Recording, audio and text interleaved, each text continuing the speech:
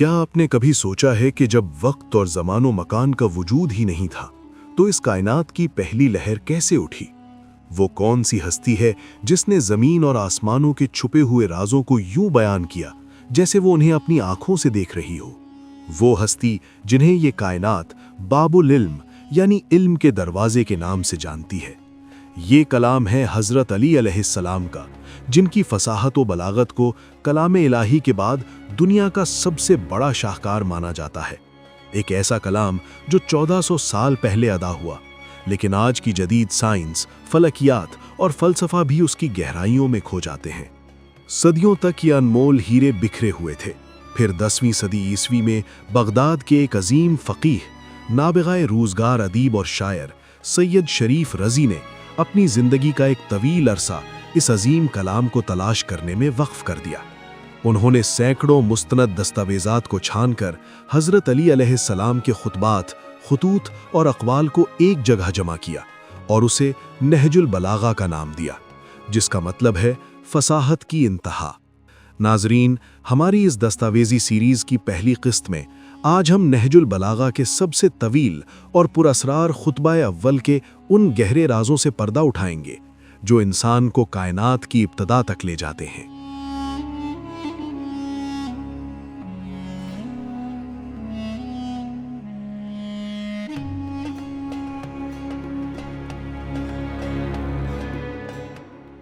खुतबा अव्वल।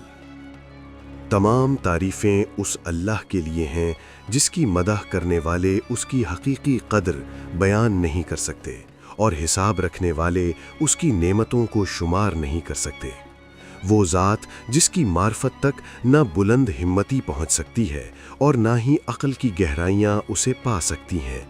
उसकी सिफत की ना कोई हद है, ना कोई तारीफ़ और ना कोई मुकर्ररा वक्त। उसने अपनी कुदरत से मखलूक़ात को पैदा किया, अपनी रहमत से हवाओं को चलाया और जुम्बश करती हुई ज़मीन को चट्टानों के ज़रिए इस्तेहकाम बख्शा। दीन की इब्तिदा अल्लाह की मार्फत है। इस मार्फत का कमाल उसकी तस्दीक है और तस्दीक का कमाल उसकी वहदानियत पर ईमान लाना है। इसे वाहिद मानने का कमाल ये है कि इसे तमाम सिफ़ात से पाक रखा जाए, क्योंकि हर सिफ़त गवाही देती है कि वो अपने मौसूफ़ से अलग है और हर मौसूफ़ सिफ़त से जुदा है। बस जिसने अल्लाह के लिए सिफ़ात का इजाफ़ा किया, उसने उसकी मानिंद का एतराफ़ किया, और जिसने उसे किसी की मानिंद माना, उसने इसे दो करार दिया, गोया उसने अल्लाह के टुकड़े किए। वो मौजूद है मगर अदम से नहीं आया। वो हर चीज़ के साथ है मगर जिस्मानी क़ुर्बत के बग़ैर, और हर चीज़ से अलग है मगर जिस्मानी दूरी के बग़ैर। वो अमल करता है मगर हरकात व आलात का मोहताज नहीं। वो देखता है चाहे उसकी मखलूक में से कोई देखने वाला मौजूद ना हो। वो अकेला है और उसे किसी के साथ की हाजत नहीं। तख्लीक़ कायनात। उसने तख्लीक का आगाज़ किया और उसे अदम से वजूद बख्शा, बग़ैर किसी सोच विचार के, बग़ैर किसी तजर्बे की हाजत के और बग़ैर किसी ज़हनी कोशिश के। उसने हर शय का वक्त मुकर्रर किया, उनके तज़ादात को जोड़ा, उनकी खुसूसियात तय की और उनकी शक्लें मुतय्यन फरमाईं। अली अलैहिस्सलाम फरमाते हैं कि वो इन अशिया को पैदा करने से पहले ही इनसे वाकिफ़ था। वो इनकी हुदूद और इनकी फ़ितरत के तमाम पेचो खम को जानता था। जब कादिर मुतलिक ने फ़िज़ा के शिगाफ और हवा की तहें पैदा कीं, तो वहाँ तूफ़ानी लहरों वाले पानी को बहाया जिसके तलातुम एक दूसरे पर चढ़ रहे थे। फिर उसने तंदो तेज़ हवाओं को हुक्म दिया कि वो इस पानी को थामे रखें और हवा को बारिश की शिद्दत पर काबू अता फरमाकर उसे उसकी हुदूद से वाकिफ़ कर दिया। फिर अल्लाह ताला ने एक ऐसी हवा पैदा की जिसकी हरकत को तेज़ और उसे दूर दूर तक फैला दिया। फिर इस हवा को हुक्म दिया कि वो गहरे पानियों को उभारे और समंदरों में तूफ़ान बर्पा कर दे।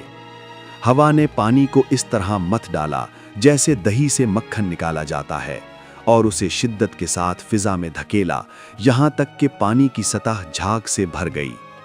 फिर अल्लाह ने उस झाग को खुली हवा और वसी फ़िज़ा में बुलंद किया और उससे 7 आसमान बनाए। اس نے نچلے آسمان کو ایک رکی ہوئی لہر کی مانند بنایا اور اوپر والے کو ایک محفوظ چھت قرار دیا جو کسی ستون یا میخ کے سہارے کے بغیر کھڑی ہے۔ پھر اس نے آسمانوں کو ستاروں اور شہاب ثاقب کی روشنی سے سجایا اور اس گردش کرتی ہوئی چھت کے نیچے چمکتا ہوا سورج اور روشن چاند لٹکا دیا۔ فرشتوں کی تخلیق۔ پھر اللہ نے بلند آسمانوں کے درمیان وسعتیں پیدا کیں اور انہیں ہر قسم کے فرشتوں سے بھر دیا۔ ان میں سے کچھ سجدے کی حالت میں ہیں جو کبھی سر نہیں اٹھاتے، اور کچھ رکوع کی پوزیشن میں ہیں جو کبھی سیدھے کھڑے نہیں ہوتے۔ کچھ صفیں باندھے کھڑے ہیں جو اپنی جگہ نہیں چھوڑتے، اور کچھ اللہ کی تسبیح میں ایسے مصروف ہیں کہ کبھی تھکتے نہیں۔ نہ ان کی آنکھوں پر نیند غالب آتی ہے، نہ عقل میں لغزش ہوتی ہے، نہ ان کے بدن تھکتے ہیں اور نہ ہی وہ کبھی بھول چوک کا شکار ہوتے ہیں۔ ان میں وہ فرشتے بھی ہیں جو وحی کے امانت دار ہیں، جو اللہ کے رسولوں کے لیے زبان کا کام دیتے ہیں اور اس کے احکامات کو نافذ کرتے ہیں۔ ان میں سے کچھ اللہ کی مخلوق کے محافظ ہیں اور کچھ جنت کے دروازوں کے نگہبان ہیں، اور کچھ وہ عظیم المرتبت فرشتے ہیں جن کے قدم زمین میں گڑے ہیں مگر ان کی گردنیں آسمانوں سے بھی بلند نکل گئی ہیں۔ ان کے شانے عرش الہی کے ستونوں سے جڑے ہیں، ان کی آنکھیں جھکی ہوئی ہیں اور انہوں نے عرش کے نیچے اپنے پر پھیلا رکھے ہیں۔ انہوں نے اپنے اور غیر کے درمیان عزت کے پردے اور قدرت کی دیواریں حائل کر رکھی ہیں۔ وہ اپنے خالق کا تصور کسی تصویر کی صورت میں نہیں کرتے، نہ اس پر مخلوقات کی صفات لگاتے ہیں اور نہ ہی اسے مکان یا زمان کی حدود میں قید کرتے ہیں۔ تخلیق آدم علیہ السلام۔ اللہ نے زمین کی سخت، نرم، شیریں اور تلخ مٹی کو اکٹھا کیا، اسے پانی سے بھگویا یہاں تک کہ وہ خالص ہو گئی، اور اسے گوندھا یہاں تک کہ وہ لیس دار بن گئی۔ پھر اس نے اس مٹی سے ایک مجسمہ تیار کیا جس میں جوڑ، اعضاء اور مختلف حصے بنائے اور اسے ایک مقررہ وقت تک خشک ہونے کے لیے چھوڑ دیا۔ پھر اس نے اس میں اپنی روح پھونکی اور وہ ایک جیتا جاگتا انسان بن گیا، ایک ایسا ذہن جو اسے سنبھالے اور ایسی عقل جسے وہ استعمال کر سکے۔ اسے وہ بصیرت عطا کی گئی جو حق اور باطل، ذائقوں، خوشبوؤں اور رنگوں میں فرق کر سکے۔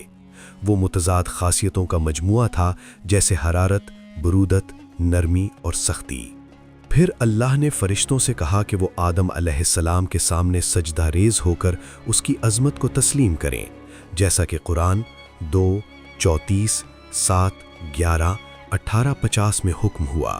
سب نے سجدہ کیا سوائے ابلیس کے۔ اسے خود پسندی نے روک لیا اور بدبختی اس پر غالب آ گئی۔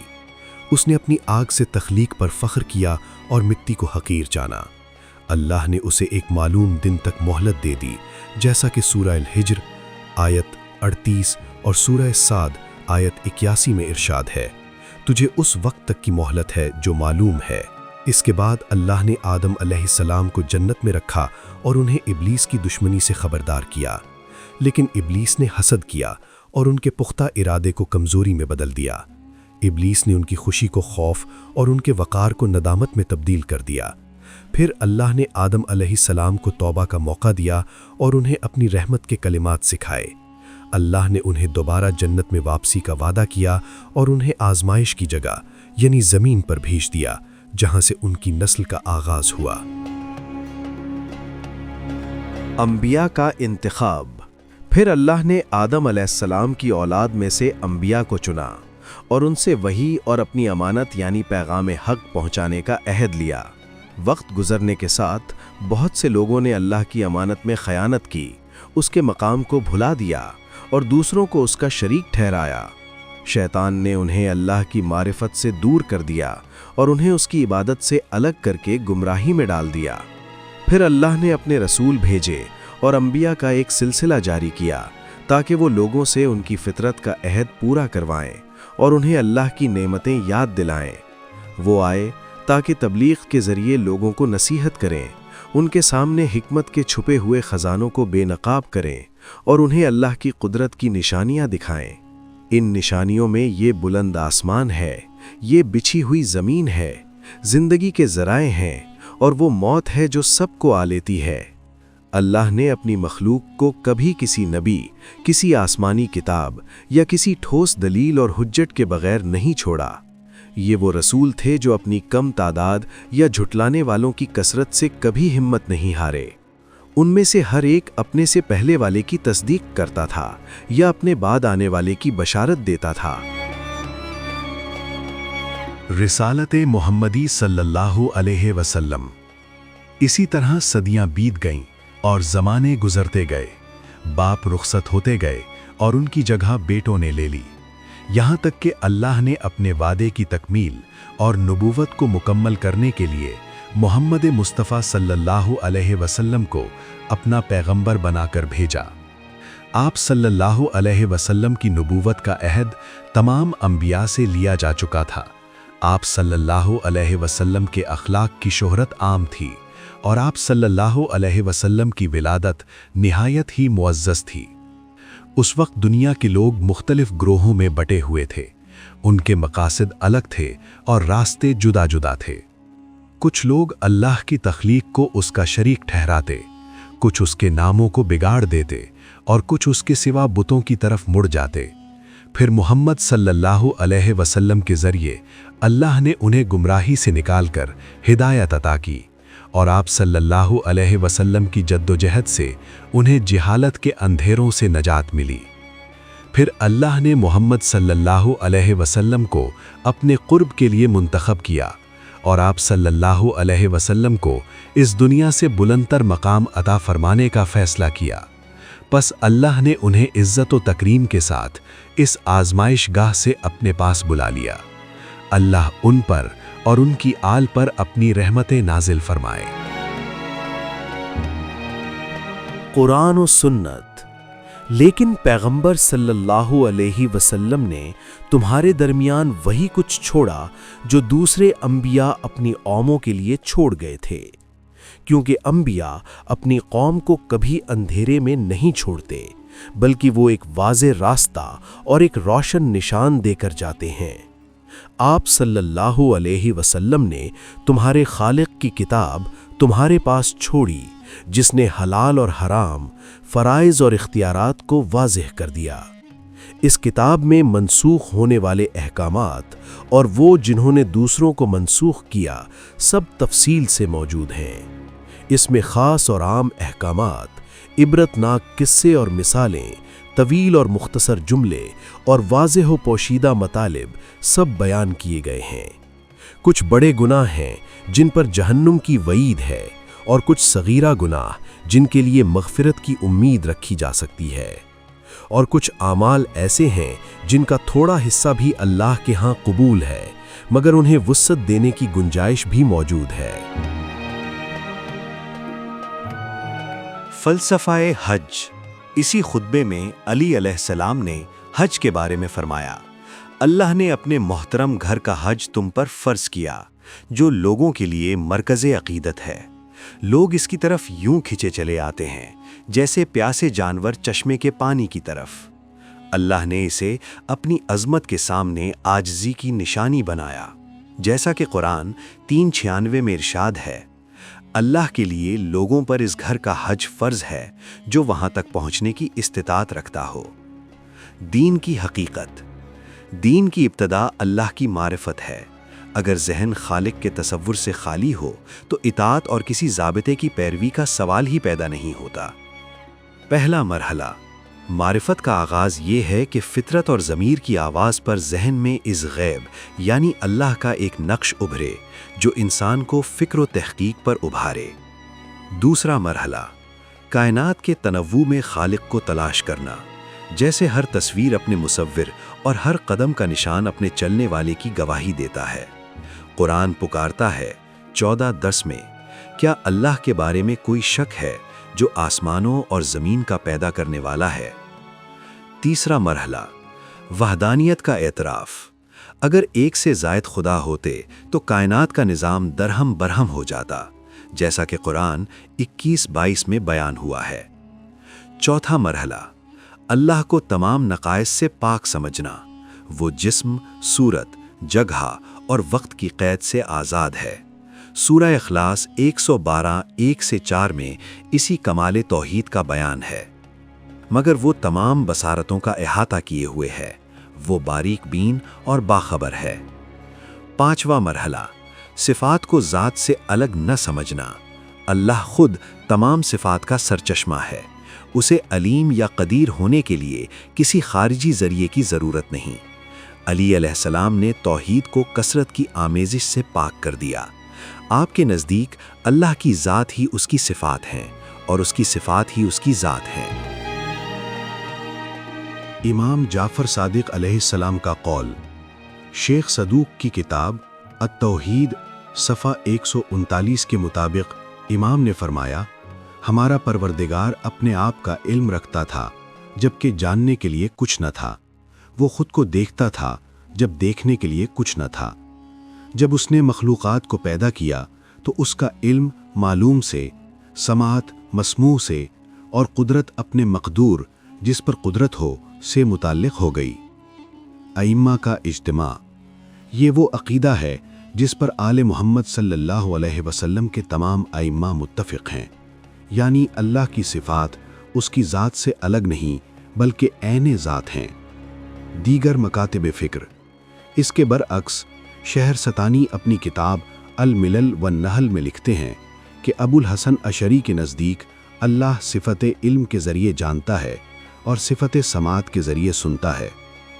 منطقی تضاد، اگر ہم صفات کو ذات سے الگ مان لے تو دو ہی صورتیں ہیں، یا تو یہ صفات ہمیشہ سے تھیں، جس کا مطلب ہے کہ اللہ کے ساتھ کئی اور چیزیں بھی قدیم یعنی ایٹرنل تھیں جو کہ شرک ہے، یا پھر یہ صفات بعد میں پیدا ہوئیں، جس کا مطلب یہ نکلے گا کہ نعوذ باللہ ان صفات کے آنے سے پہلے اللہ نہ عالم تھا، نہ قادر اور نہ ہی سننے والا۔ لہٰذا عقل اور اسلام کا بنیادی تقاضا یہی ہے کہ اللہ کو ہر قسم کی دوئی سے پاک مانا جائے، جیسا کہ امیر المومنین علی علیہ السلام نے نہج البلاغہ کے اس پہلے خطبے میں واضح فرما دیا۔ حلال و حرام کا بیان۔ قرآن نے تجارت کو حلال اور سود کو حرام قرار دیا ہے، جیسا کہ سورہ البقرہ 2:275 میں ارشاد ہے۔ ذکر اور نماز، اللہ فرماتا ہے کہ جب تم نماز مکمل کر لو تو اٹھتے بیٹھتے اور لیٹتے اللہ کو یاد کرو، اور جب خوف ختم ہو جائے تو نماز قائم کرو۔ النساء 4:103۔ یہاں نماز ایک فریضہ ہے، جبکہ اللہ کا ذکر ہر حال میں مستحب اور پسندیدہ عمل ہے۔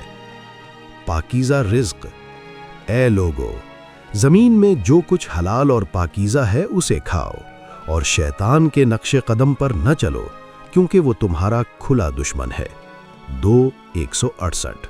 خالص بندگی، اللہ نے حکم دیا کہ جو کوئی اپنے رب سے ملاقات کی امید رکھتا ہے اسے چاہیے کہ نیک عمل کرے اور بندگی میں کسی کو شریک نہ کرے۔ القحف 18:110۔ خود احتسابی، کیا تم دوسروں کو نیکی کا حکم دیتے ہو اور خود کو بھول جاتے ہو؟ حالانکہ تم کتاب پڑھتے ہو، کیا تم عقل نہیں رکھتے؟ 2:44۔ ناسخ و منسوخ، قرآن میں وہ آیات بھی ہیں جو پہلے کے احکامات کو منسوخ کرتی ہیں، جیسے بیوہ کی عدت پہلے 1 سال تھی جسے بعد میں 4 ماہ 10 دن کر دیا گیا۔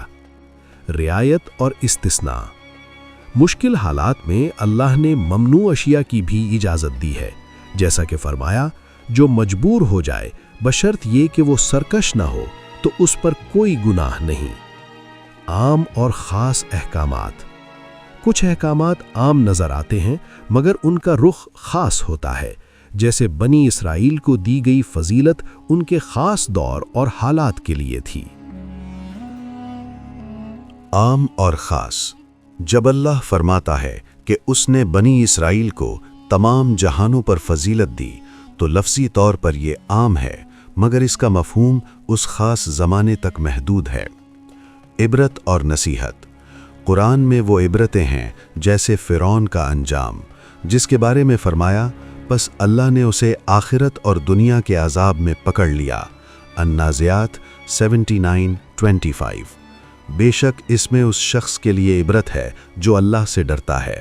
79:26 ایک میٹھا بول اور درگزر کرنا اس خیرات سے بہتر ہے جس کے پیچھے ستانا ہو۔ 2:263 میثاق اور بندگی۔ اللہ نے کوہ طور کو گواہ بنا کر عہد لیا کہ جو کچھ ہم نے تمہیں دیا ہے اسے قوت کے ساتھ تھامے رکھو اور اسے یاد رکھو تاکہ تم متقی بن جاؤ۔ 2:63 تخلیق کا نظام۔ وہی ہے جو ماؤں کے رحم میں تمہاری صورتیں بناتا ہے جیسا وہ چاہتا ہے، اس کے سوا کوئی معبود نہیں، وہ غالب اور حکمت والا ہے۔ آل عمران 3:5 خواتین کے حقوق۔ اے ایمان والو، تمہارے لیے حلال نہیں کہ تم زبردستی عورتوں کے وارث بن بیٹھو، ان کے ساتھ حسن سلوک سے پیش آؤ۔ النساء 4:19 واضح اور پوشیدہ، محکم اور متشابہ۔ کچھ آیات بالکل واضح ہیں جیسے اللہ ہر چیز پر قادر ہے، اور کچھ پوشیدہ مطالب رکھتی ہیں جیسے رحمان عرش پر جلوہ افروز ہے۔ سنت سے منسوخی۔ کچھ احکامات سنت رسول صلی اللہ علیہ وسلم سے بدلے گئے، جیسے ابتدائی اسلام میں بدکاری کی سزا گھر میں قید تھی جسے بعد میں سنگساری یا حد سے بدلا گیا۔ وقت کی قید۔ کچھ فرائض صرف خاص وقت کے لیے ہیں، جیسے جمعے کی اذان ہوتے ہی تجارت چھوڑ کر ذکر خدا کی طرف دوڑنا۔ الجمعہ 9۔ گناہوں کے درجات۔ اللہ نے گناہوں کی ترجیح بندی کی ہے۔ نظریں نیچی رکھنا ایک حکم ہے، جبکہ کسی مومن کو جان بوجھ کر قتل کرنا وہ سنگین گناہ ہے جس کی سزا دائمی جہنم ہے۔ تلاوت کی ترغیب۔ اللہ فرماتا ہے کہ اس کی بندگی میں تھوڑا عمل بھی قبول ہے، مگر وسعت کی گنجائش ہمیشہ رہتی ہے، پس جتنا ہو سکے قرآن پڑھو۔ اللہ کی صفت۔ بے شک تمہارا پروردگار بڑا غالب اور نہایت رحم کرنے والا ہے۔ پاکیزگی کا حکم۔ اے نبی صلی اللہ علیہ وسلم، مومن مردوں سے کہہ دیجئے کہ وہ اپنی نظریں نیچی رکھیں اور اپنی شرمگاہوں کی حفاظت کریں، یہ ان کے لیے زیادہ پاکیزگی کا باعث ہے۔ مجاہدین کے درجات۔ وہ مومنین جو بغیر کسی معذوری کے گھروں میں بیٹھے رہیں ان کے برابر نہیں ہو سکتے جو اپنی جان اور مال سے اللہ کی راہ میں جہاد کرتے ہیں۔ اللہ نے اپنی راہ میں جد و جہد کرنے والوں کو گھر بیٹھنے والوں پر بلند مرتبہ اور عظیم اجر عطا فرمایا ہے۔ عبادت میں آسانی۔ اللہ جانتا ہے کہ آپ صلی اللہ علیہ وسلم اور آپ صلی اللہ علیہ وسلم کے ساتھیوں کی ایک جماعت رات کا 2/3 کبھی نصف اور کبھی تہائی حصہ عبادت میں گزارتے ہیں۔ وہ جانتا ہے کہ تم میں سے کچھ بیمار ہوں گے، کچھ سفر میں ہوں گے اور کچھ اللہ کی راہ میں مصروف عمل ہوں گے، اس لیے جتنا آسانی سے ہو سکے قرآن پڑھو، نماز قائم کرو، زکوٰۃ ادا کرو اور اللہ کو قرض حسنہ دو۔ جو نیکی تم اپنے لیے آگے بھیجو گے اسے اللہ کے ہاں بہترین اجر کی صورت میں پاؤ گے۔ اللہ سے بخشش طلب کرتے رہو، بے شک وہ بڑا بخشنے والا اور نہایت مہربان ہے۔ نہج البلاغہ کے اس پہلے خطبے نے ہمیں کائنات کی تخلیق سے لے کر انسانیت کی ہدایت اور قرآنی احکامات کی گہرائی تک کا سفر کروایا۔ ہمیں امید ہے کہ ان نورانی کلمات نے آپ کے علم اور ایمان میں اضافہ کیا ہوگا۔